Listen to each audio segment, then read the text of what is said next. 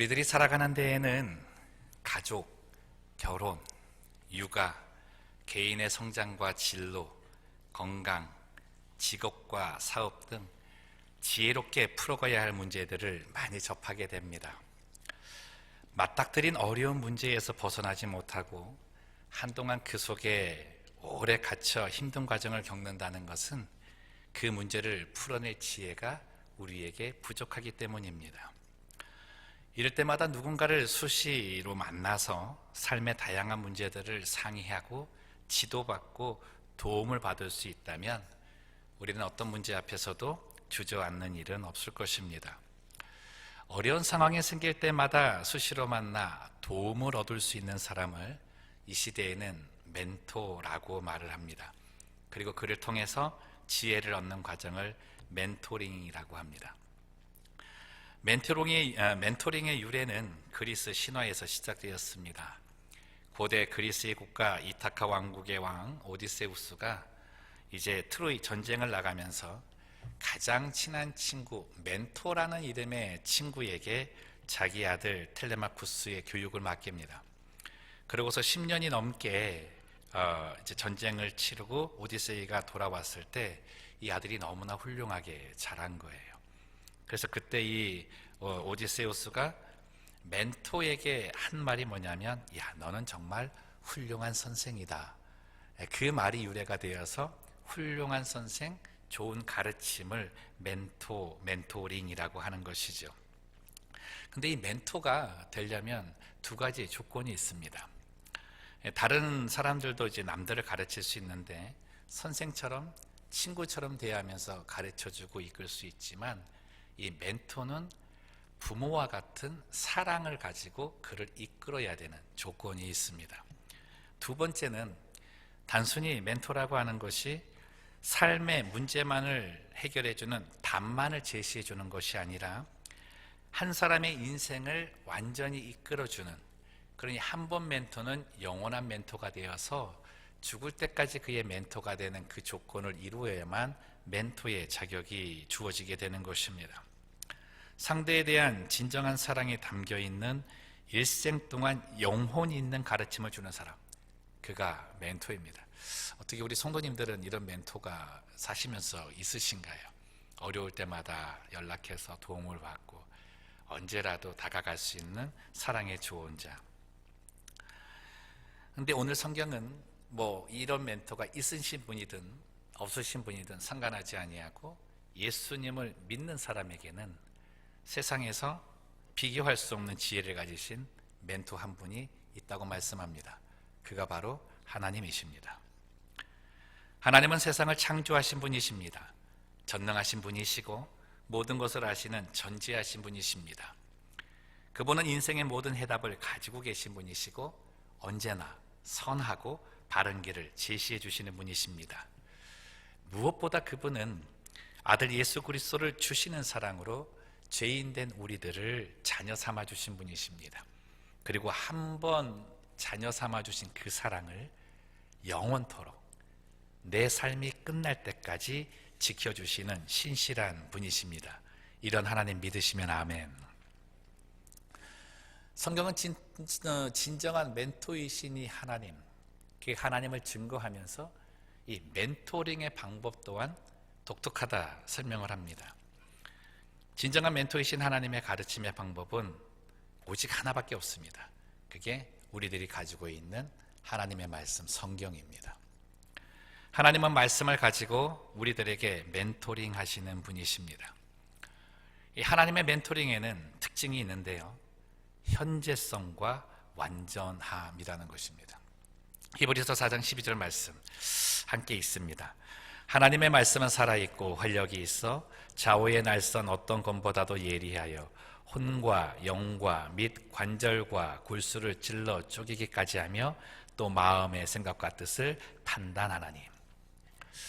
오늘 함께 읽은 시편 119편 그 본문 말씀 안에는 세상의 지혜를 표현해주는 두 단어가 있습니다. 그게 뭐냐면 스승과 노인의 지혜라고 하는 말입니다. 스승과 노인의 지혜도 유익합니다. 그러나 이들의 지혜는 제한이 있습니다. 첫 번째, 시간성의 제한입니다.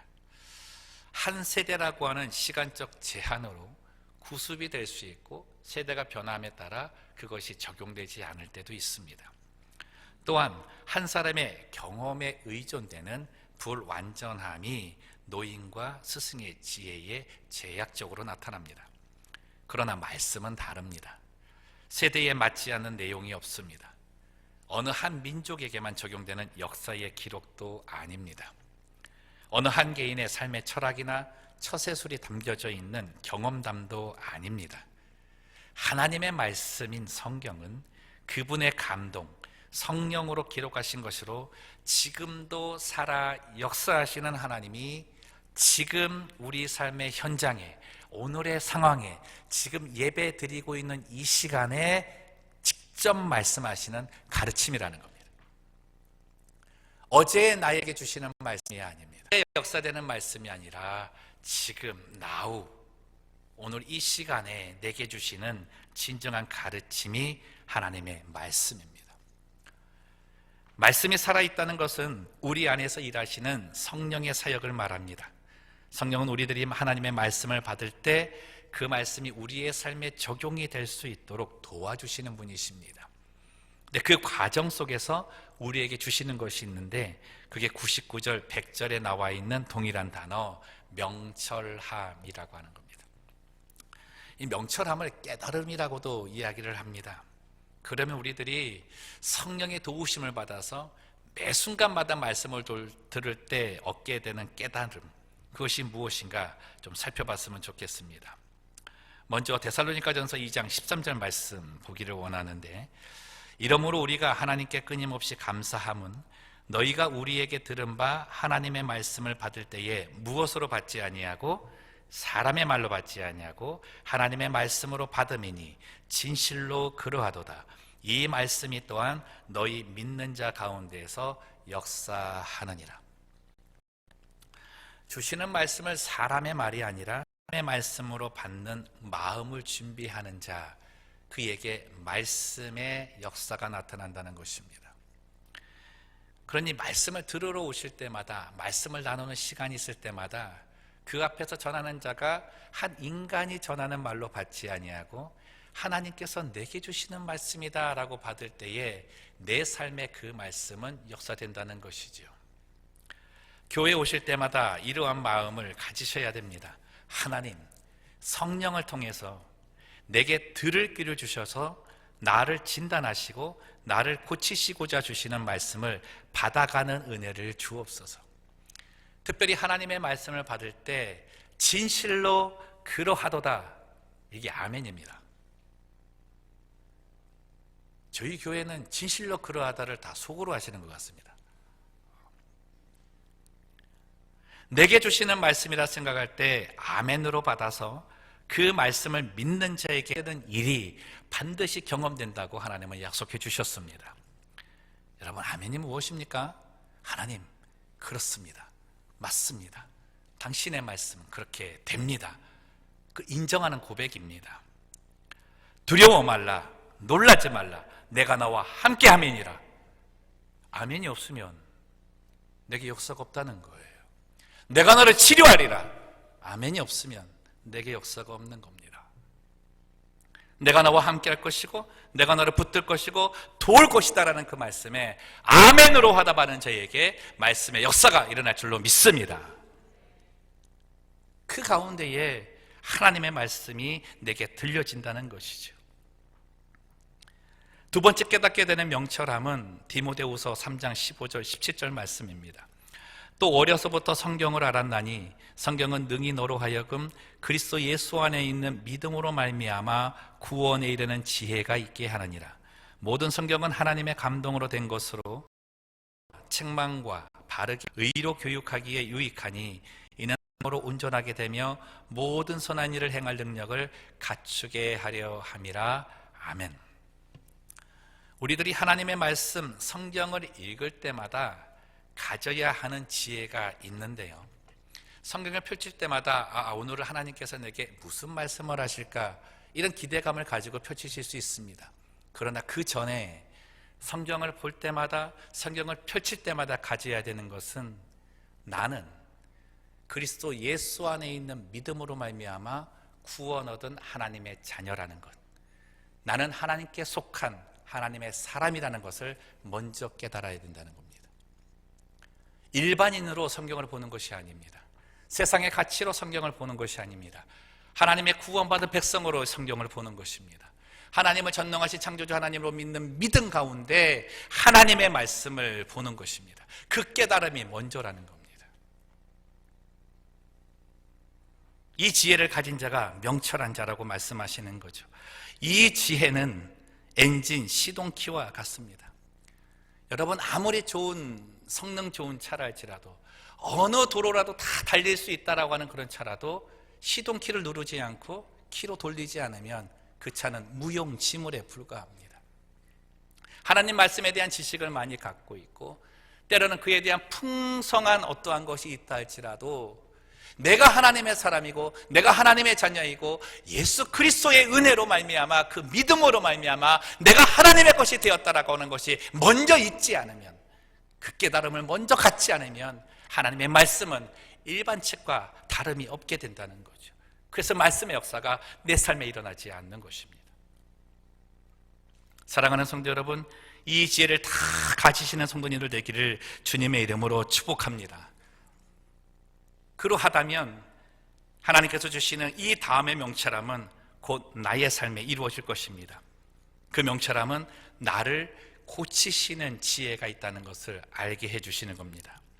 앞에 본 두 구절의 말씀을 다시 보시면 히브리서 4장 11절에 하나님의 말씀은 좌우의 날선 어떤 검보다도 예리하여 혼과 영과 및 관절과 골수를 찔러 쪼개기까지 하며 또 마음의 생각과 뜻을 판단한다 되어 있습니다.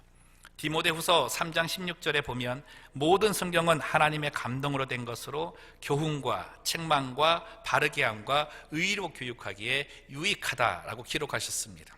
말씀드렸듯이 하나님의 말씀은 현재성이 있다고 말씀을 드렸습니다. 완벽하다고 말씀을 드렸죠. 근데 그 현재성은 하나님께서는 지금의 나의 상태를 진단하시고 치료하신다는 겁니다. 언제나 하나님께서는 내게 말씀을 주실 때에 나의 지금의 상황을 말씀에 비추는 거울처럼 만드신다는 거예요. 대부분의 성도님들이 이 부분을 잘 감당하기 어려워하십니다. 받아들이시기도 좀 힘들어 하시는데, 우리들은 때로는 본문 103절 보시면 주의 말씀이 내 입에 꿀보다 더 달기를 원하는 그런 말씀을 소원할 때가 있습니다. 복받는다는 말, 위로를 주시는 말, 뭐 이렇게 사랑하고 격려해 주시는 그런 말들, 내 귀에 듣기 좋은 말을 원할 때가 있다는 거죠. 그런데 이 103절에 나오는 이 말씀, 내 입의 꿀보다 더 단 말씀이 되려면 101절, 102절 되어야 합니다. 이 단계를 패스하지 못하면 다음 단계로 가기 어렵습니다. 한번 보시면 내가 주의 말씀을 지키려고 발을 금하여 모든 악한 길로 가지 아니하였사오며 주께서 나를 가르치셨으므로 내가 주의 규례들에서 떠나지 아니하였나이다. 발을 금하고 주의 가르침을 받은 생활, 이것이 하나님께서 하시는 고치시는 삶을 사는 모습입니다. 이 삶을 사는 자의 입의 말씀이 단 겁니다. 당뇨병 형제가 당뇨 수치를 내리지 않은 가운데 달콤하게 느껴지는 사탕은 그에게 달콤함이 아닙니다. 오히려 해가 될 수 있다는 거죠. 하나님께서는 반드시 이 단계, 치료해야 될 단계, 고쳐야 될 그 단계를 꼭 패스하라고 하시는 거예요. 하나님의 말씀을 내 식과 새 속에 하나님의 치료하시는 과정은 아플 때가 있습니다. 질병마다 치료의 과정이 다 다르잖아요. 때로는 살을 잘라내는 수술도 해야 하고요. 병이 깊은 사람일수록 치료가 힘들고 오래되고 또 독한 약을 먹어야 하는 사람도 있습니다. 같은 말씀일지라도 다가오는 크기가 다르다는 거죠. 그 말씀이 내게 지금 어떻게 다가오고 있는가를 분별하고 오늘 시편의 기자처럼 그 말씀에 따라서 나의 발걸음을 금하는 삶을 사는 것, 그것이 말씀을 읽을 때마다 우리가 깨달아야 될 명철함이라는 거예요. 생각해 보십시오. 전능하신 그 하나님, 창조주 위대하신 하나님이 아무것도 아닌 미물 나에게 말씀을 주시는 겁니다. 다른 사람도 아니고 나에게 오늘 지금 말씀을 주시는 겁니다. 그것을 귀하게 받는 거예요. 남을 생각하는 것이 아니라 나를 보고 계시는 하나님을 바라보시면서 그 음성으로 받는 것입니다. 그때 이 말씀은 내 입에 꿀보다 단 것이 되는 거죠. 아픔을 줄지라도 그것은 나에게 단 것처럼 느껴지는 겁니다.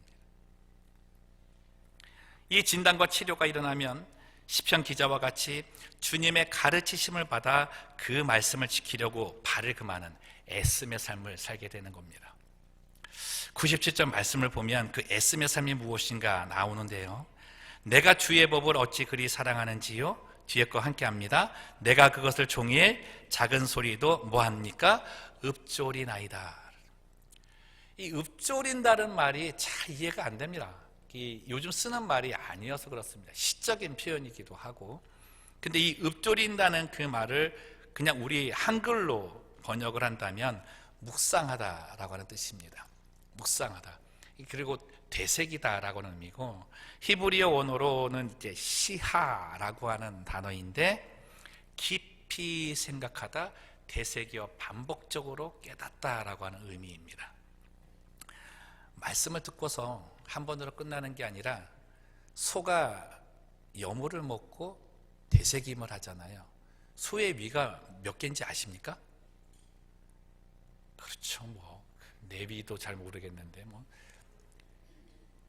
소의 위가 5개잖아요. 4개인가요?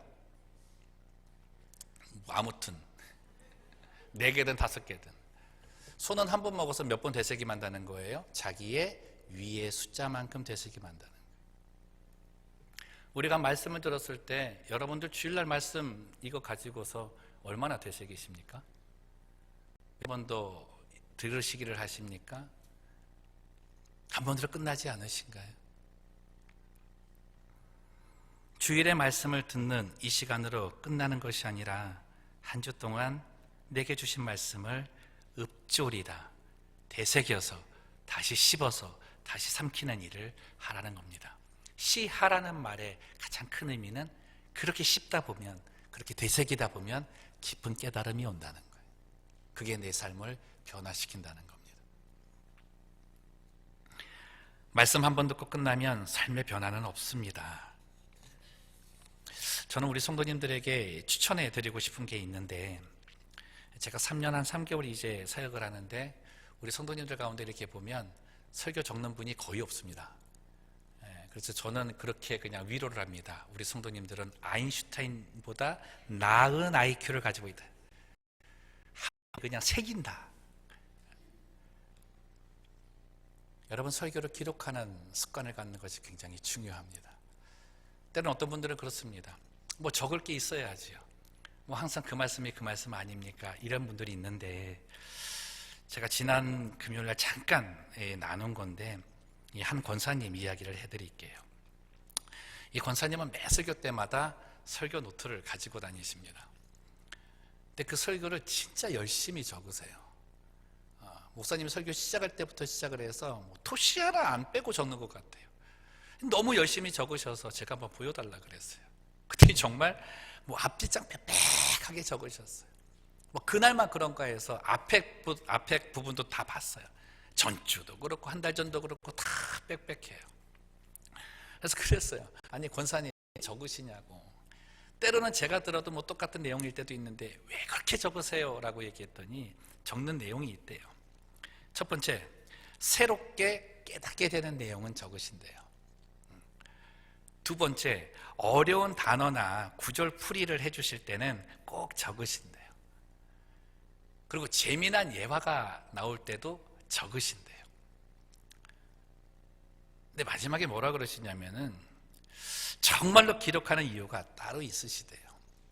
그건 항상 듣는 내용인데, 내가 아는 내용인데, 설교 때마다 반복해서 지적하시는 내용인데 내가 그대로 살고 있지 못하는 것을 적으신대요.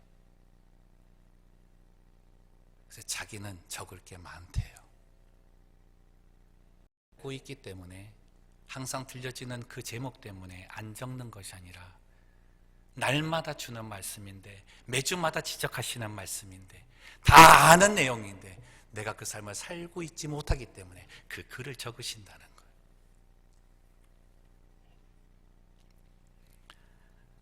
그래서 한 달 이렇게 보신대요. 분기마다 적은 걸 보신대요. 보니까 빨간 줄로 이렇게 돼 있으세요. 그러고 나서 그 내용들 보면서 자신의 삶을 고쳐나가신다는 거예요. 일주일 동안을 보면서.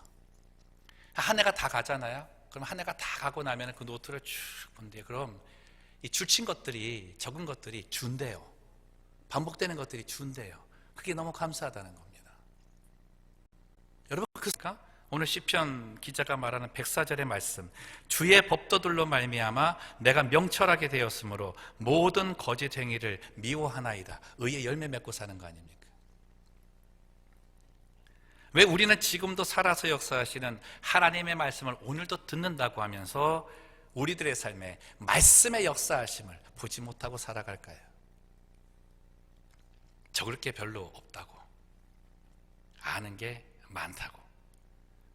진짜 겸손함으로 받는 말씀이 아니라 하나님의 말씀 위에서는 영적 교만함 때문 아닙니까? 사랑하는 성도 여러분, 말씀에 읊조리는 성도 되시기를 주님의 이름으로 권면합니다. 말씀을 읊조리는 사람이 되십시오. 또 하나 읊조리는 습관은 말씀 암송입니다. 여러분, 이거 진짜 능력이 있습니다. 정말 적극적으로 여러분 암송하는 데 힘을 쓰시면 좋겠습니다. 목사님, 저는 머리가 너무 안 좋아서, 또 나이가 들어서 암송이 어렵습니다 하는 분들, 근본에 제자훈련 다 들어오십시오. 제가 만들어 드리겠습니다. 69절은 암송하실 수 있을 겁니다. 암송이 능력이 있는 것은 어려운 상황이 됐을 때에 그 암송 구절을 붙드는 힘으로 그 자리에서 일어날 수 있기 때문에 그렇습니다. 링컨 대통령은 어려운 한 가지 말씀을 붙잡았다 그럽니다. 이분도 뭐 많은 암송을 했겠지만 나라에 어려운 일이 생길 때마다 자기가 암송한 한 구절이 항상 생각이 난대요. 그게 뭐냐면 시편 34편 4절 말씀입니다. 내가 여호와께 간구하매 내게 응답하시고 내 모든 두려움에서 나를 건지셨도다. 그는 이 말씀 하나 붙들고 나라의 모든 어려운 일을 기도하고 해결해 나갔다는 겁니다. 근데 기적처럼 하나님의 도우심이 있었다는 거죠. 그는 기도할 때 그냥 하지 아니하고 이 암송할 때마다 손가락으로 꼽았대요. 한 번, 두 번, 세 번, 네 번. 그러면서 하나님의 그 응답하심을 기다렸다는 겁니다. 사랑하는 성도 여러분, 저는 근본 교구장, 구역장 교육 시에 우리 교구장님들 특별히 이 부분을 부탁을 드렸습니다. 말씀 암송하십시오.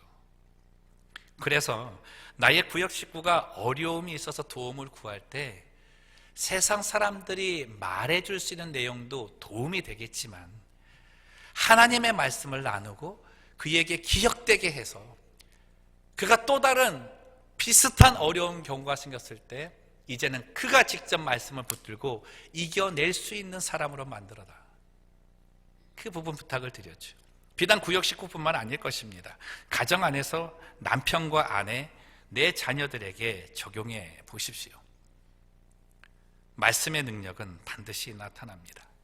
참 놀라운 건요, 저도 기도할 때 기억나는 말씀 가지고 붙들고 기도를 하는데 그때마다 제가 생각하는 게 뭐냐면 내가 이 말씀을 붙들고 기도하고 있지 생각을 해요. 근데 좀 지나 보면 내가 말씀을 붙드는 것이 아니라 나는 단지 기억할 뿐이고 하나님께서 그 말씀을 통해 나를 붙잡고 계심을 체험하게 됩니다. 나는 그 말씀 기억해서 나는 그 말씀을 그냥 읊조렸을 뿐인데, 그냥 고백했을 뿐인데, 나는 내 생각에 이것의 말씀을 붙잡았다고 생각했는데 내가 붙잡은 게 아니라 하나님은 그 말씀을 통해서 나를 붙잡고 계시더라는 거예요.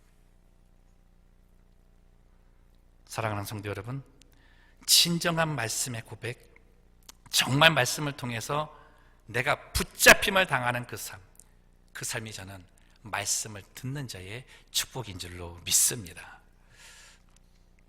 말씀을 정리합니다. 오늘 시편 기자는 우리들에게 아주 귀한 고백 하나를 가르쳐 줍니다.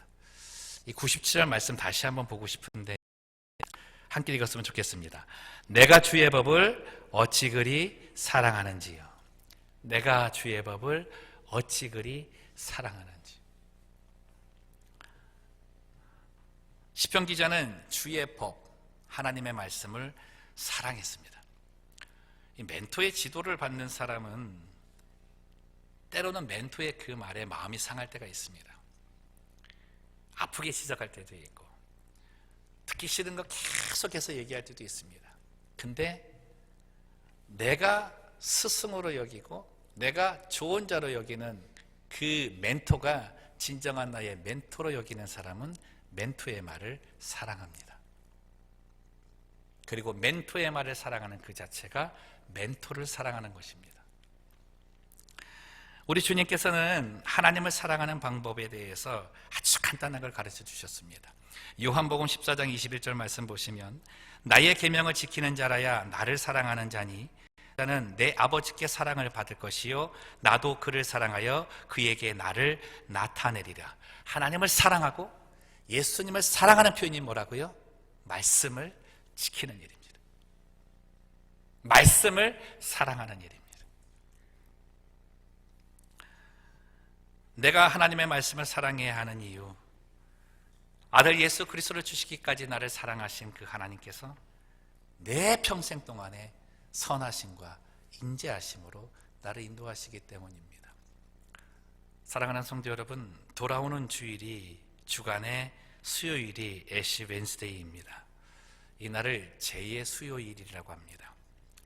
작년 종려 주일에 사용했던 종려 나무 가지를 태워서 그 죄로 이마에 십자가 표시를 하고 자신의 죄를 고백하며 사순절을 시작합니다. 말씀을 읽을 때마다 오늘 여러분께 드리는 이 명철함을 다 갖고 우리 모두가 되었으면 좋겠습니다. 할 때에 말씀을 볼 때마다 나는 예수 그리스도의 십자가의 은혜로 하나님의 자녀, 하나님의 것이 된 존재이다.